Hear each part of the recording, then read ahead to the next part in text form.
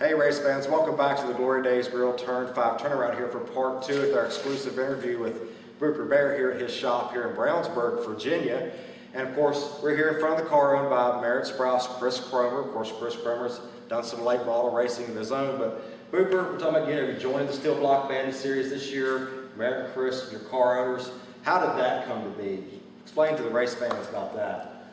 Well, I looked at studied the purse, first and foremost, like always.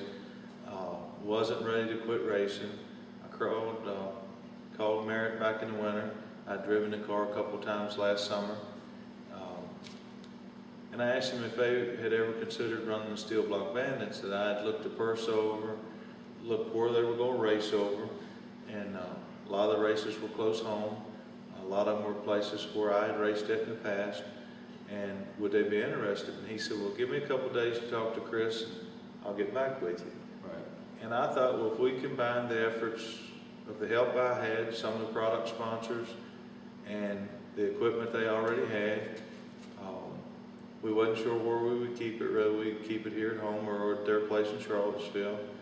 And he called me back and said they would be excited about doing it. So I called some of my product sponsors, told the guys that have been going with us, and they opted to bring the car over here, and we've kept it here all summer. It's been fun. They enjoy working on the car. Sometimes they're here working on it before I get in the evening. And I can honestly say to this point, we've had fun, the whole group of us. And that's, if you're not out making a living at it, or if you are making a living at it, you got to be having fun, you got to be enjoying what you're doing, Right. or it turns into a second non-paying job. I hear you. So that's what's got us to where we are. Right. And I Well, think Chris and Merritt just off to our right here in the shop. Yeah.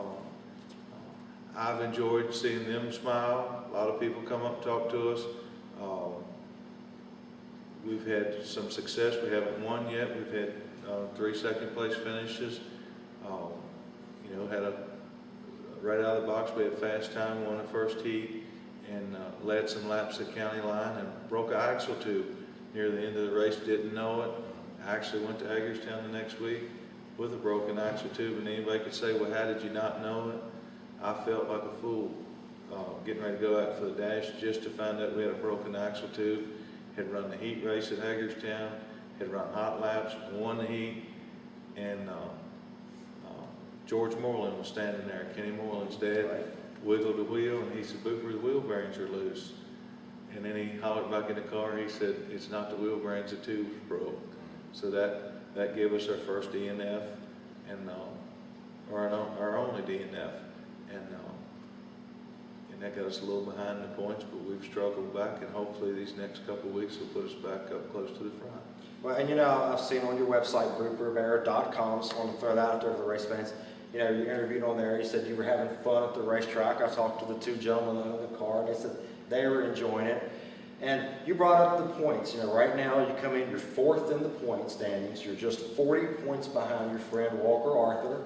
And when you look down through the top 10, and when you look at the total number of points that a driver could potentially score in just one race, it's still anybody's game right now. So what are your thoughts about that? And then what are your thoughts about competing in the Steel Block Bandit series? Was it as competitive or more competitive than you thought it would be? Well, everywhere you go this day and age, it's competitive. I don't care if you go to your local Saturday night track and there's only 10 cars there. There's going to be 3 to 4 that can win at any given night.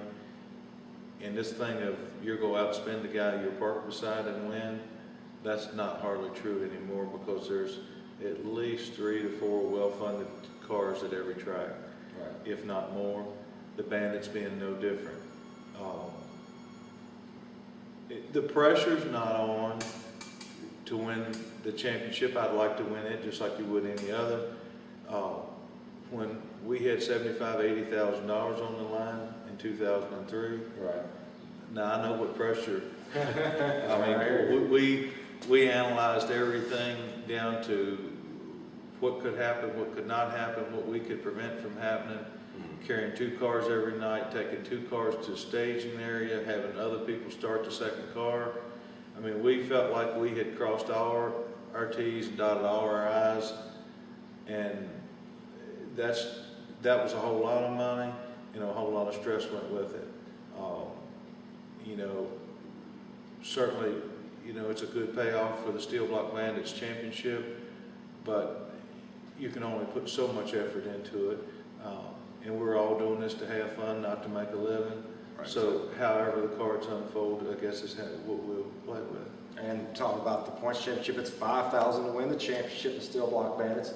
Wanted to bring this up. This Saturday, Steel Block Bandits return to action after a few-week layoff at Virginia Motor Speedway. Bill Sarter's half-mile play over there at Virginia Motor Speedway, a track you've had success at, won, I believe, 2 championships at, I believe you told me. So how do you feel going back to Virginia Motor Speedway? Because you said a track like Eastside was wanted. You hadn't raced that much, but you've got a good bit of success in all Virginia Motor. So how do you feel about the confidence level going into Virginia Motor Speedway at the halfway mark of the Bandit season? Well, I'm certainly excited about going back. I mean, it's a place we've always had good runs there, or a lot of good runs. But in the early part of my career, probably 10, 15 years in, we went to so many different racetracks that you might end up tomorrow night on your way home from somewhere out west. I mean, if we went to Brownstown, Indiana several times, and you might stop and race at Beckley on the way home, or you might stop and race somebody, your buddy will tell you about somewhere it's running Sunday evening on your way back. And you couldn't say, well, I don't like this place or I don't like that place. They were all racetracks, and I think that we've raced at 65, 67 different racetracks throughout my career, and I look forward to going to all of them. You must be a mind reader, because I was getting ready to ask you how many tracks. How many different states do you think you have raced in? A lot. Not nearly as many as some of the young guys that do it now, because the Tour Series takes you so much further, but we raced our way west to Indiana, to Eldora, right on the Ohio-Indiana line. We raced at Brownstown. We raced at Florida in the winter. All the states going down, and north to New York. We've been to quite a few of them, and then I think we've had wins at 17 or 18 of them. 17, that is very impressive. 17 different racetracks. Yeah. And I believe do you hold the record up at Potomac? You have 50 wins, is that correct? Tell us about that a little bit.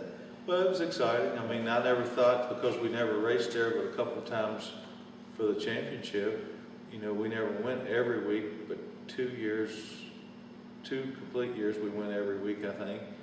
And you never thought, Ronnie McBee was an awful good racer, and he raced there a lot and won a lot. And when I surpassed what he had done, I thought, well, that was a milestone. And then a few other guys that I had raced with and raced with my dad had raced there a lot. And then when it got a little closer to it, I thought it'd be pretty neat to sit on top of that list for a while. But the only thing it does, it makes you work hard to go back and stay on top. And we all know that it's not going to get easier as I get older. It's just a little tougher to stay up there. Right. Well, race fans, we're going to wrap it up here for part 2. When we come back for part 3, and please tune into part 3, because we're going to show you a race car some of you probably have not seen in several years. Stay tuned.